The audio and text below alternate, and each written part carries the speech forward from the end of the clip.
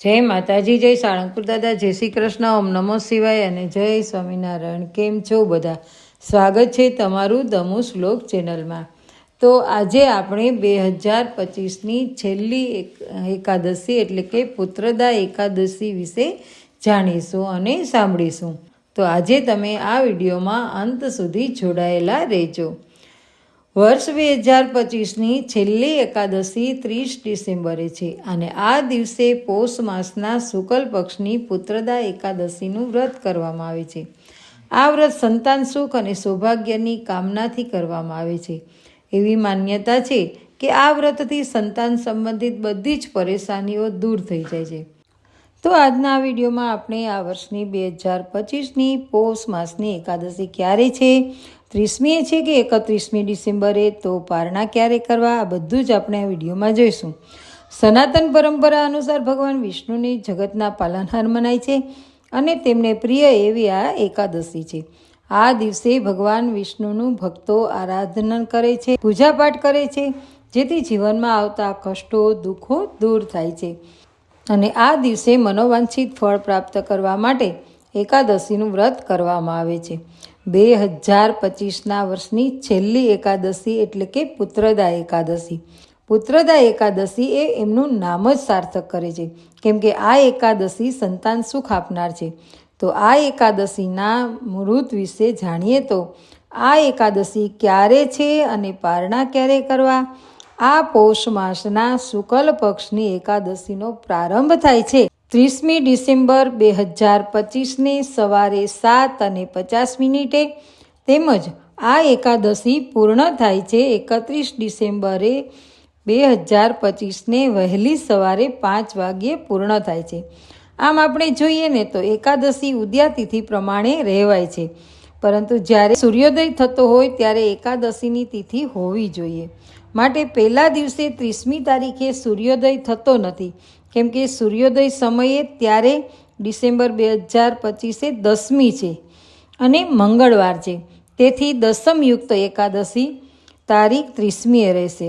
તેથી આ દિવસે સંસારી ભક્તો એકાદશીનું વ્રત કરે છે અને સૂર્યોદય પ્રમાણે 31 ડિસેમ્બર 2025ને બુધવારે આ દિવસે પણ એકાદશીનું વ્રત આરંભ થતું નથી, પરંતુ એમ કહેવાય છે કે સૂર્યોદય અને સૂર્યાસ્તની આસપાસનો જે 1 થી 1.5 કલાકનો સમય છે તે સૂર્યોદયની તિથિ જ માનવામાં આવે છે। તેથી તારીખ 31 ડિસેમ્બર 2025ને બુધવારે ભગવાનની એકાદશી રાખવામાં આવશે અને આ દિવસે એકાદશી કરવામાં આવશે, કેમ કે દસમયુક્ત એકાદશી કરતાં દ્વાદશીયુક્ત એકાદશી હોય છે તે શુભ માનવામાં આવે છે અને જે 31 તારીખના રોજ સવારે 5 વાગ્યા સુધી એકાદશીની તિથિ રહે છે। ત્યારબાદ બારસની તિથિ પડે છે। તે ભગવાન વિષ્ણુને ખૂબ જ પ્રિય છે, તેથી તેને ભાગવત એકાદશી કહેવામાં આવે છે અને જે તારીખ 30મી એકાદશી છે તેને સ્માર્ટ એકાદશી કહેવામાં આવે છે। તે સંસારીઓ કરી શકે છે અને ભાગવત એકાદશી બધા જ કરી શકે છે। તો તમારે જેની માન્યતા તેમજ ધારણા પ્રમાણે આ પુત્રદા એકાદશીનું વ્રત તમે કરી શકો છો। તો હવે આપણે જાણીશું કે પારણા ક્યારે કરવા। જે ભક્તો 30મી એકાદશીનું વ્રત કરે છે તેમણે 31 ડિસેમ્બર 2025ના બપોરના 1:30 વાગ્યા પછી પારણા કરવા અને જે ભક્તો 31 ડિસેમ્બરના રોજ એકાદશી વ્રત કરે તે 1 જાન્યુઆરી 2026ના 7:30 થી 9:30 વાગ્યા સુધીમાં એકાદશીના પારણા કરી લેવાના રહેશે। આમ એકાદશી છે તે 2 દિવસ મનાવવામાં આવશે, પરંતુ આપણું જે દિવસે મન માને તે દિવસે આ વ્રત કરવું। શ્રી કૃષ્ણ ભગવાને ધર્મરાજ યુધિષ્ઠિરને વ્રતનું મહત્વ સમજાવતા કહ્યું હતું કે યુધિષ્ઠિર બોલ્યા હતા કે શ્રી કૃષ્ણ, આજે શુભ કારણી એકાદશી એટલે કે સફલા એકાદશીનું તો આપે વર્ણન કર્યું, હવે મને કૃપા કરીને શુક્લ પક્ષની એકાદશીનું મહત્વ બતાવશો। તેનું શું નામ છે, કઈ વિધિ છે તથા તેમાં કયા દેવતાનું પૂજન કરવામાં આવે છે। ભગવાન શ્રી કૃષ્ણે કહ્યું કે રાજન, પોષના શુક્લ પક્ષની જે એકાદશી છે ને એ હું તમને બતાવું છું, તો સાંભળો। મહારાજ, સંસારના ભલાની ઈચ્છાથી હું આનું વર્ણન કરું છું. રાજન, પૂર્વોક્ત વિધિથી જ યત્નપૂર્વક આનું વ્રત કરવું જોઈએ. આનું નામ છે પુત્રદા. આ બધા પાપોને હરનારી ઉત્તમ તિથિ છે. સમસ્ત કામનાઓ તથા સિદ્ધિઓના દાતા ભગવાન નારાયણ આ તિથિના અધિદેવતા છે. ચરાચર પ્રાણીઓ સહિત સમસ્ત ત્રિલોકમાં આનાથી વધીને બીજી કોઈ તિથિ નથી. પૂર્વકાળની વાત છે. ભદ્રાવતી નગરીમાં રાજા સુકેતુમાન રાજ્ય કરતા હતા. તેની રાણીનું નામ ચંપા હતું. રાજાને ઘણા સમય સુધી કોઈ વંશધર પુત્ર નહોતો. એટલા માટે બંને પતિ પત્ની સદા ચિંતા અને શોકમાં ડૂબેલા રહેતા હતા. રાજા પિતૃ તેના આપેલા જળને શોકોચ્છવાસથી ગરમ કરીને પીતા હતા. રાજાના પછી બીજું કોઈ એવું નથી દેખાતું જે અમારા લોકોનું તર્પણ કરશે. આમ વિચારી વિચારીને પિતૃઓ દુઃખી થતા હતા. એક દિવસ રાજા ઘોડા ઉપર સવાર થઈ અને ગાઢ જંગલમાં ચાલ્યા ગયા. પુરોહિત વગેરે કોઈને પણ આ વાતની જાણ ન હતી. મૃત અને પક્ષીઓથી ભરપૂર તે સઘન જંગલમાં રાજા ફરવા લાગ્યા. માર્ગમાં ક્યાંક શિયાળ બોલતા સંભળાતા તો ક્યાંક ઘુવડો બોલતા સંભળાતા હતા. જ્યાં ત્યાં રીંછ, હરણા નજરે પડતા હતા. આવી રીતે ફરી ફરીને રાજા વનની શોભા જોઈ રહ્યા હતા. એટલામાં બપોર થઈ ગઈ. રાજાને તો ખૂબ જ ભૂખ અને તરસ સતાવવા લાગી. તેઓ પાણીની શોધમાં આમ તેમ દોડવા લાગ્યા. કોઈ પુણ્યના પ્રભાવથી તેમને એક ઉત્તમ સરોવર જોવામાં આવ્યું, જેની નજીક મુનિઓના ઘણાય આશ્રમો હતા. શોભાશાળી નરેશે પેલા આશ્રમોની તરફ જોયું. તે સમયે શુભની સૂચના દેનારા સુકન થવા લાગ્યા. રાજાનું જમણું નેત્ર અને જમણો હાથ ફરકવા લાગ્યા, જે ઉત્તમ ફળની સૂચના આપે છે. સરોવરના કિનારે ઘણાય મુનિ વેદપાઠ કરી રહ્યા હતા. એમને જોઈને રાજાને ઘણો હર્ષ થયો અને આનંદમાં આવી ગયા. તેઓ ઘોડા ઉપરથી ઉતરી અને મુનિઓની સામે ઊભા રહી ગયા અને અલગ અલગ તે બધાની વંદના કરવા લાગ્યા. તે મુનિઓ ઉત્તમ વ્રતનું પાલન કરનારા હતા. જ્યારે રાજાએ હાથ જોડીને વારંવાર દંડવત કર્યા ને ત્યારે મુનિ બોલ્યા કે રાજન, અમે લોકો તારા ઉપર ખૂબ જ પ્રસન્ન થયા છીએ.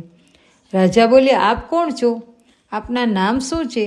તથા આપ લોકો શા માટે અહીંયા બધા ભેગા થયા છો, એકઠા થયા છો? આ બધું મને તમે સાચે સાચું જણાવશો. મુનિ બોલ્યા, રાજન, અમે લોકો વિશ્વેદેવ છીએ. અહીંયા સ્નાન માટે આવ્યા છીએ. મહા નજીક આવ્યો છે. આજથી 5મા દિવસે મહાનું સ્નાન શરૂ થઈ જશે. આજે જ પુત્રદા એકાદશી છે, જે વ્રત કરનારા મનુષ્યોને પુત્ર આપે છે. રાજાએ કહ્યું કે વિશ્વે દેવગણ, જો આપ લોકો પ્રસન્ન છો તો મને પુત્ર આપશો. મુનિ બોલ્યા કે રાજન, આજે જ પુત્રદા એકાદશી છે અને આનું વ્રત ઘણું વિખ્યાત છે. તું આજે આ ઉત્તમ વ્રતનું પાલન કર. મહારાજ ભગવાન કેશવના પ્રસાદથી તને જરૂર પુત્ર પ્રાપ્ત થશે.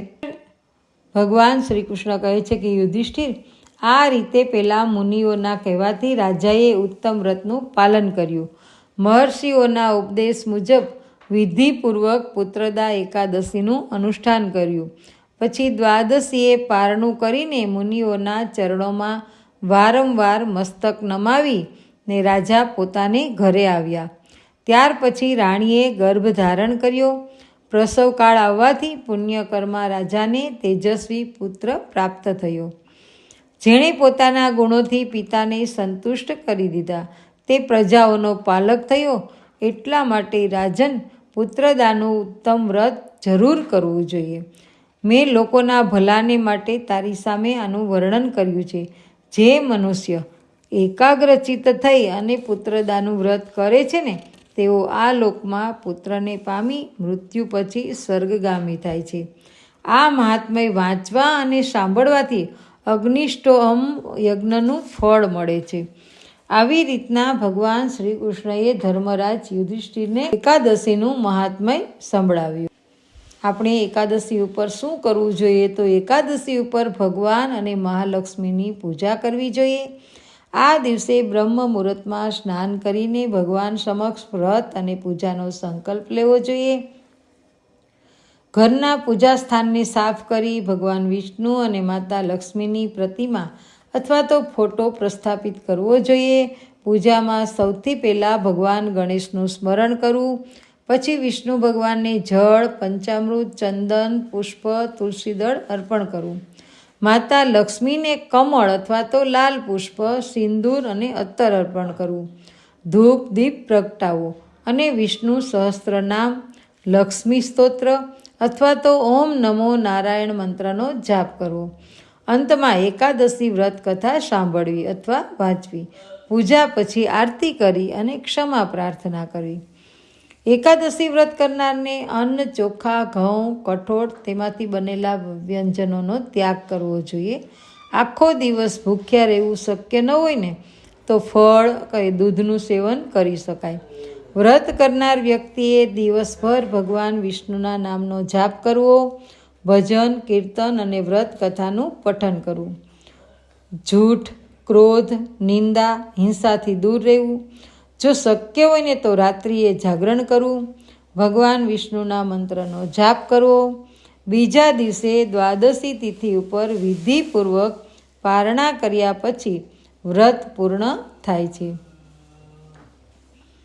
તો આ એકાદશી છે તો સનાતન ધર્મમાં પોષ મહિનાના શુક્લ પક્ષની એકાદશી તિથિને પુત્રદા એકાદશી તરીકે ઓળખાય છે અને પોષ એકાદશીનું વ્રત ખૂબ જ પુણ્યશાળી, ફળદાયી અને લાભદાયી માનવામાં આવે છે. તો 2025માં આ શુભ તિથિ 30 ડિસેમ્બર મંગળવારના રોજ આવે છે, જે વર્ષના છેલ્લા દિવસે વૈદિક કેલેન્ડર મુજબ એકાદશી તિથિ 30 ડિસેમ્બરના રોજ સવારે 7:50 શરૂ થશે. તેથી ગૃહસ્થ પરંપરા અનુસાર આ દિવસે ઉદ્યાતિથિ મુજબ વ્રત રાખવાનું રહેશે. શાસ્ત્રોક્ત રીતે યોગ્ય માનવામાં આવે છે. આ વ્રત ભગવાન વિષ્ણુને સમર્પિત છે, જેમને રક્ષક, દયાળુ અને મોક્ષદાતા માનવામાં આવે છે. પુરાણોમાં એકાદશીનું મહત્વ જોઈએ તો પદ્મ પુરાણ, સ્કંદ પુરાણ, વિષ્ણુ પુરાણ અને નારદ પુરાણમાં એકાદશીના વ્રતનું મહત્વ વિગતવાર વર્ણવવામાં આવ્યું છે. શાસ્ત્રોમાં સ્પષ્ટપણે જણાવવામાં આવ્યું છે કે એકાદશી વ્રત રાખવાથી વ્યક્તિના પાપોનો નાશ થાય છે, મન શુદ્ધ થાય છે અને અંતે વિષ્ણુના ધામની પ્રાપ્તિ થાય છે. વેદોમાં પણ માનવ જીવનના પાયા તરીકે ઉપવાસ, સંયમ અને આત્મશુદ્ધિ પર ભાર મૂકવામાં આવ્યો છે. પોષ મહિનો શિયાળો, તપસ્યા અને આધ્યાત્મિક સાધનોનો સમયગાળો છે. તેથી આ મહિનામાં એકાદશીનું પાલન કરવાના ગુણ ખૂબ જ વધુ છે. આ વ્રત ઇન્દ્રિયો પર નિયંત્રણ અને માનસિક સંતુલનનો માર્ગ મોકળો કરે છે. એકાદશીનો સીધો સંબંધ સંતાન સુખ. પોષ પુત્રદા એકાદશીનો સીધો સંબંધ સંતાન સુખ, ગુરુ ગ્રહના આશીર્વાદ અને પારિવારિક સ્થિરતા સાથે છે. ગુરુ ગ્રહને બાળકો, જ્ઞાન અને ધર્મ માટે જવાબદાર ગ્રહ માનવામાં આવે છે. આ દિવસે ભક્તિભાવથી ભગવાન વિષ્ણુની પૂજા કરવાથી નિસંતાનતા, ગુરુના દુષ્પ્રભાવ, કૌટુંબિક તણાવ અને માનસિક અશાંતિ દૂર થાય છે. વધુમાં એકાદશીનું વ્રત રાખવાથી ભાગ્ય મજબૂત થાય છે અને જીવનમાં સકારાત્મક ઉર્જાનો સંચાર થાય છે. હવે પૂજા વિધિમાં જોઈએ તો પોષ પુત્રદા એકાદશીના દિવસે સવારે સ્નાન કરી અને સ્વચ્છ અને સાત્વિક વસ્ત્રો પહેરવા, પૂજા સ્થાને ગંગાજળથી શુદ્ધ કરવું, ભગવાન વિષ્ણુ અથવા લક્ષ્મીનારાયણની મૂર્તિ સ્થાપિત કરવી, તુલસીના પાન, પીળા ફૂલો, ધૂપ અને દીવો અર્પણ કરવો, ઓમ નમો ભગવતે વાસુદેવાય મંત્રનો 108 વાર જાપ કરવો, વિષ્ણુ સહસ્ત્ર નામ અથવા તો એકાદશી વ્રતની કથાનો પાઠ કરવો, દિવસભર સંયમ, મૌન, સ્તોત્રનો જાપ અને વિષ્ણુનું નામ યાદ કરવું. દાન કરવાનો શ્રેષ્ઠ સમય છે સૂર્યોદય પછી સવારે 11 વાગ્યા સુધી અને અભિજીત મુહૂર્ત બપોરે 12:03 થી 12:44 સુધી. દાન કરવા માટેની વસ્તુઓ જુઓ તો પીળા ફળો, પીળા કપડાં, અનાજ, ચોખા સિવાય તલ, ગોળ, જરૂરિયાતમંદોને ખોરાક અને પૈસાનું દાન તમે કરી શકો છો. જો એક ઉપાય પ્રમાણે જુઓ તો સાંજે 5:30 થી 5:45 વચ્ચે તુલસીના છોડ પાસે ઘીનો દીવો પ્રગટાવો, ઓમ નમો ભગવતે વાસુદેવાય મંત્રનો 108 વાર જાપ કરવો, પછી બાળકોને આશીર્વાદ આપવા અને ગુરુ દોષને શાંત કરવા માટે પ્રતિજ્ઞા લેવી. 30 ડિસેમ્બર 2025ના રોજ પોષપુત્રદા એકાદશી એ ફક્ત ઉપવાસ નથી, પરંતુ આત્મશુદ્ધિ, ભક્તિ, સંયમ, દાન અને સંતુલનનો તહેવાર છે. શાસ્ત્રો, પુરાણો, જ્યોતિષ બધા તેને બાળકોને સુખ, કૌટુંબિક શાંતિ, પુણ્યમાં વધારો અને મોક્ષ પ્રદાન કરવા માટે માને છે. ભક્તિ અને યોગ્ય વિધિઓ સાથે પાળવામાં આવે છે. આ વ્રત ચોક્કસપણે જીવનમાં સમૃદ્ધિ લાવે છે. તો આપને આ વિડીયો કેવો લાગ્યો? વિડીયો પસંદ પડ્યો હોય તો વિડીયોને લાઇક, શેર અને સબસ્ક્રાઈબ કરજો. અને મારી ચેનલ ઉપર જો તમે પહેલી જ વાર આવ્યા હોય તો ચેનલને સબસ્ક્રાઈબ કરી દેજો. ફરી મળીશું નવા વિડીયો સાથે. ત્યાં સુધી બધાને જય શ્રી કૃષ્ણ.